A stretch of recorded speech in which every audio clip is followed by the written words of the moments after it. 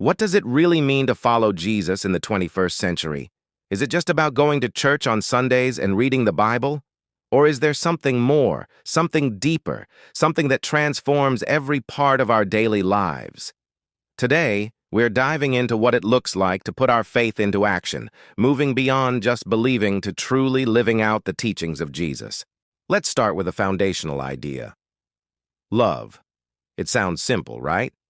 Jesus himself said the greatest commandment is to love God and to love your neighbor as yourself. But how does that translate into our Monday to Friday grind? It starts in the small moments.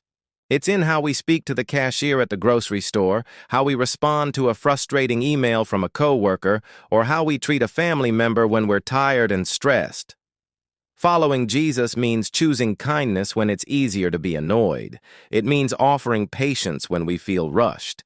Think about your interactions today. Was there a moment you could have shown a little more love?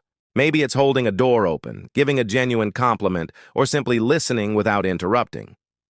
These aren't grand, headline-making gestures, but they are the very fabric of a life lived in love, just as Jesus modeled for us. He didn't just talk about love, he lived it with everyone he met. Now, let's talk about service. Jesus famously washed his disciples' feet, a task reserved for the lowest of servants. He showed us that true leadership, true faith, is found in serving others. In our world, service can feel like a huge commitment, like volunteering for a big organization or going on a mission trip. And those things are fantastic. But service also happens right where we are. What skills and talents has God given you? Are you a great cook? Maybe you can bring a meal to a neighbor who has just had a baby or is going through a tough time. Are you good with numbers? You could help an elderly friend sort through their bills. Are you a good listener? Spending time with someone who is lonely is an incredible act of service. The point is to look around and see the needs right in front of you. Following Jesus means we don't wait to be asked. We actively look for opportunities to help, to lift others up, and to use our gifts for the good of our community. It's about shifting our focus from what can I get to what can I give. This is how we become the hands and feet of Jesus in the world. Another key aspect of faith in action is forgiveness. This one can be really tough. Jesus taught us to forgive others as we have been forgiven. He even prayed for the forgiveness of those who crucified him. Holding on to bitterness and resentment is like carrying a heavy weight that only hurts us. It drains our energy and steals our joy. Practicing forgiveness doesn't mean we're saying what happened was okay. It's not about letting people off the hook. Forgiveness is a choice we make for our own freedom. It's about releasing that person from the debt we feel they owe us and trusting God with the justice. So, is there someone you need to forgive? It might not be a dramatic confrontation. It could start with a simple prayer, asking God to help you let go of the anger. It might mean choosing not to speak badly about that person anymore. It's a process, one step at a time, but it's a vital part of following Jesus. He offers us grace upon grace, and he calls us to extend that same grace to others. Let's also touch on justice. The Bible is filled with calls to care for the poor, the oppressed, and the marginalized. Following Jesus means we have a heart for justice. This isn't about politics. It's about people. It's about seeing the inherent dignity and value in every single person because they are made in the image of God. How can we act for justice in our daily lives?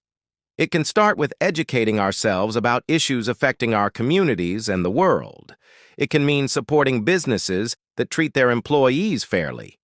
It might involve advocating for those who don't have a voice, or volunteering with organizations that help the homeless, feed the hungry, or welcome refugees. It's about asking the question, where is there brokenness in the world, and how can I be part of God's healing and restoration? Every small act of compassion contributes to a more just and loving world, reflecting the kingdom that Jesus came to announce.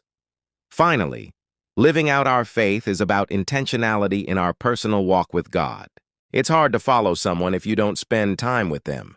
This means carving out space for prayer and reading the Bible, not as a chore to check off a list, but as a way to connect with the God who loves you. Prayer isn't just asking for things, it's a conversation. It's sharing your heart, your worries, your joys. And reading Scripture isn't just for acquiring knowledge, it's about allowing God's Word to shape your character, guide your decisions, and comfort your soul. When we are rooted in this personal relationship, our actions naturally begin to flow from a place of love, grace, and wisdom. Following Jesus today is an active, dynamic journey. It's about love in the small moments. It's about serving those around us. It's about choosing to forgive. It's about standing for justice. And it's all fueled by a personal, growing relationship with Him. It's not about perfection. It's about progress. It's about waking up each day and asking, how can I follow Jesus a little more closely today? Thank you so much for joining me for this conversation. I hope this has encouraged you to think about practical ways you can put your faith into action this week. If this video resonated with you, please give it a thumbs up and consider subscribing for more content like this. I'd love to hear your thoughts in the comments below. How do you practice your faith in your everyday life? Let's continue to learn from and encourage one another. Have a blessed week.